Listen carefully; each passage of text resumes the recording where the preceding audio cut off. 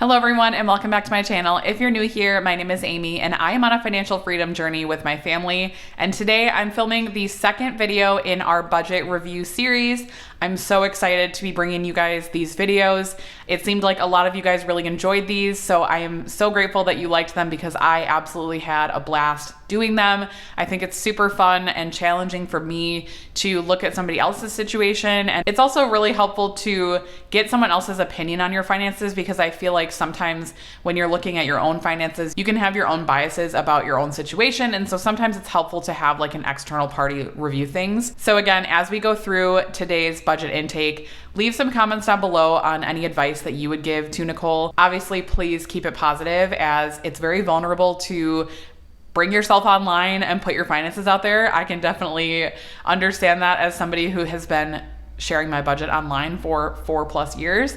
So definitely keep the comments really positive. Although the last budget review, the comments were incredible and I learned things and I think it was really helpful. So let's go ahead and get started. I did pre-fill this out so that we could do it a little bit faster. So let's go through Nicole's budget intake form. So Nicole is 45 years old. She's married. She has one child who is about to graduate high school and she lives in Wisconsin.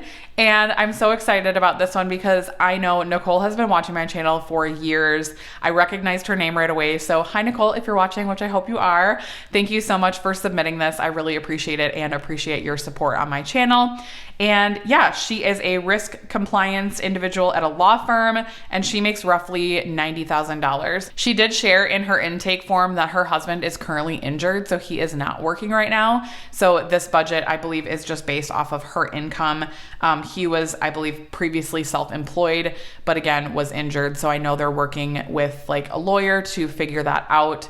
But right now, this is what we're working with. So that is what I will do our budget based off of today. And Nicole's short-term financial goals, so kind of where we're gonna focus our attention on her budget, is increasing her emergency fund. She wants to have a grad party for her son who's graduating high school in the summer of 2025. So definitely put that on the radar. And she would also love to take a vacation. So those are like the short-term priorities that she has. As far as debt, Nicole has a mortgage on her home, which is roughly $156,000 currently. And she also has two medical bills. One is $13,000 and one is almost $4,000. As far as savings, Nicole has about $7,000 in her HSA, about $8,000 in her emergency fund, and $4,000 in various sinking funds. She has around $85,000 in total investments. Her biggest financial struggles are food and meal planning, which obviously, you know, I feel like that's a theme. I have received a few other budget intakes that I've been going through and food is always referenced in the financial struggles. I feel like that is such a shared struggle that we all have. It is very difficult to stay on our food budget and meal plan. I can definitely relate to that.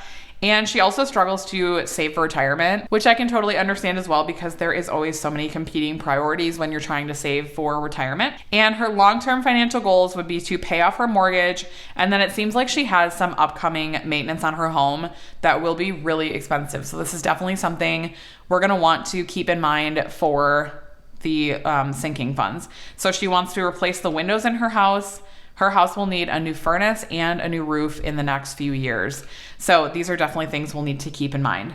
So normally on these, I would next do our debt overview, but because her only debt is this mortgage and these two medical bills, I'm actually not gonna do that today because in the situation that Nicole's in and with her priorities, I don't really think that she needs to focus on paying these off right now, which might be like a hot take, but honestly, for medical debt, this is at 0% interest. She's on a payment plan for both of these. The payment plan for the $13,000 one is about $75 a month, and for the second one is about $87 a month. So honestly, I probably wouldn't focus on these with all the other priorities that we have.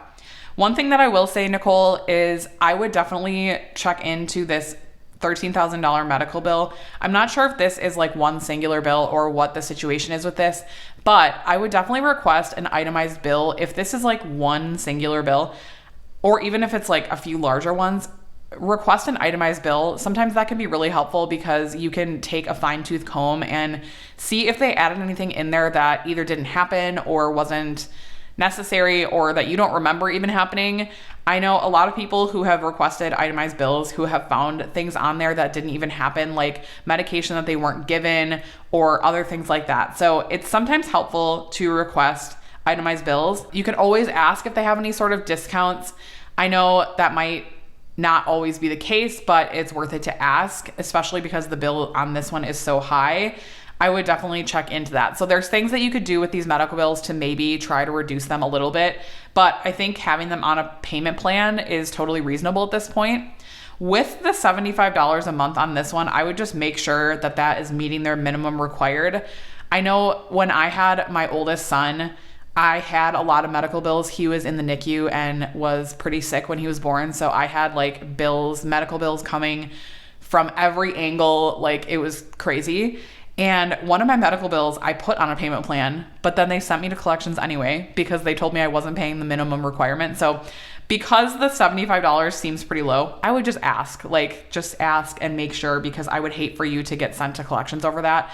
So do some digging into these. That would be my advice. But in general, I'm not even going to go over the debt plan because I think that what you're doing is totally reasonable, and I wouldn't drain your HSA to pay these back because, number one, you don't even have enough in here anyway to get rid of both of these. But also, like, this is better, in my opinion, to be saved. And if you're investing this, even better. I don't know if this is invested at all, but if it's not, maybe look into it if you're not planning on using it to pay medical bills. But yeah, I personally think that what you're doing is fine for these, and I probably would do the same if I were in your situation. So I'm not going to go over the debt review, but what I am going to do is go over the budget. So I'm going to go through her budget and fill it out, and then we will come back to discuss together. All right, so let's go ahead and get into it. So for the W-2 income for the month, she had estimated about $4,200. She did not say if there was anything being taken out of this, so I'm not sure if I'm assuming there's like health insurance and things like that, but I'm not sure about retirement. So that is a potential area that I will talk about a little bit later as well. But we're working with $4,200. Now, like I said, her husband is currently injured, and it sounds like she is working with an attorney possibly for some benefits. So that is in process, but right now we're just going to focus on the $4,200 that she had estimated. She did say that overtime is a possibility, so this could be more. So I will talk a little bit more about like areas where I would put extra money if there was extra money, but let's go ahead and go through fixed expenses. So her mortgage is $980 a month, and she actually pays this bi-weekly. So that's great. That's a good way to cut down on interest in a loan if you have that possibility with your mortgage lender. So that's great. Then we already talked about these two medical bills that she has on a payment plan. The first one is $75. The second one is $87. Again, at this time, I would probably leave these until maybe more income is being brought in or there's other things that are taken care of first. I would personally probably put these on the back burner for now. Internet for her home is $50. She did say that she does water quarterly, which I do as well. We both live in Wisconsin. I feel like that's common here. And it was roughly $300 a quarter, which is literally the exact same as mine as well. So $100 a month for water. You could definitely put this in a sinking fund, but I just put $100 for water a month. Depending on how you want to do that, you could consider it a sinking fund. Then she has $700. This is the escrow for her homeowner's insurance, her car insurance, and her property taxes. So she actually escrows that on her own. And then church, $40 a month, gym, $79, Hulu, $6, and cell phone, $170, and that is for 3 plans. Now, she did say she lives pretty rurally, so I'm not sure if any other cheaper cell phone plans would be an option, but I did highlight it just in case that's something that she wants to look into. I personally use Mint Mobile. My husband uses Mint Mobile and my son uses Mint Mobile, and that has worked out really great for us. Although we don't live super rurally, probably not as rurally as Nicole. We live in like a suburb kind of area, so we have great service, but again, I don't know for her specifically, but don't knock it until you look into it. Definitely look into it and see if it would work for you. Or there's other plans, like I know Visible is an option. I believe that's Verizon, I think. So there's other options. So I would say look into it because you probably could cut this down maybe even in half potentially with switching to a cheaper plan. So something to look into. Total fixed expenses is $2,287. That leaves us with about $1,900 remaining. Let's go up to variable expenses. So these four are the variable expenses that she had listed. She had gas for $60, $600 for food, $100 for Costco, $100 for eating out, and that's all she had listed. I went ahead and added a miscellaneous and a spending. I don't know if these are necessarily necessary in her budget, but I like to see these in most budgets, so I added them in here just to keep in mind. So I would put like maybe about $50 for miscellaneous and $100 for spending. That could be for your husband and you split, or however you want to do that if you just want to pool it together. But I would recommend having some sort of like extra spending money in there for clothing or anything else that pops up throughout the month. So with those two added in, that leaves the variable expenses at $1,010 and are remaining at $903. Moving down to sinking funds, she referenced that she has a pet sinking fund that she puts $100 a month to, and that covers food for their animals, etc. And then whatever is left, she adds into like the sinking fund. So $100 a month for that. I actually added 4 additional sinking funds because I know based on her short-term and long-term goals, one of her short-term goals was to add money to savings, have a grad party, and vacation. So I tried to add those things in here. So first category I put was home. One of her long-term goals was also to do some work on their home, like windows, furnace, and roof, and those are very expensive. So the earlier you can start setting aside money, the better. So even if it's just $100 a month, I would recommend setting aside $100 a month for home. Then I didn't see anything for car either, and obviously like there's probably going to be car maintenance that comes up. So I would put $50 at least a month into the car sinking fund. And then vacation, you referenced wanting to take a vacation. So I would put at least $100 aside a month for a vacation fund. And then the way that I did this is I kind of went backwards from the Roth IRA that we wanted to do, and I went and did 53 for the grad party. So there's probably roughly 6 months for the grad party. So if you can even do 53 a month for the next 6 months, that'll give you $318 for the party. I'm not super familiar with grad parties anymore. I'm old and well out of, of graduation party territory myself. My kids are closer to it than I am. My oldest son is 10, so he's only got like 8 more years until we have his.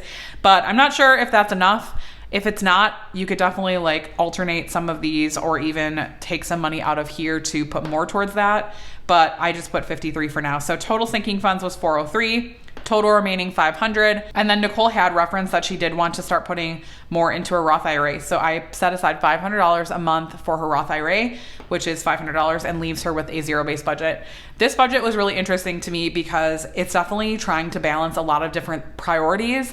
There's obviously a lot of things going on here. And also I do want to be mindful, and that's why I added this Roth IRA here, that her investments are $85,000 and she's 45. So if we want to retire at 65, probably going to need to increase the investments a little bit. Again, I'm not sure if she's contributing anything from this total into a retirement account. Hopefully she is, and hopefully there's a match with that.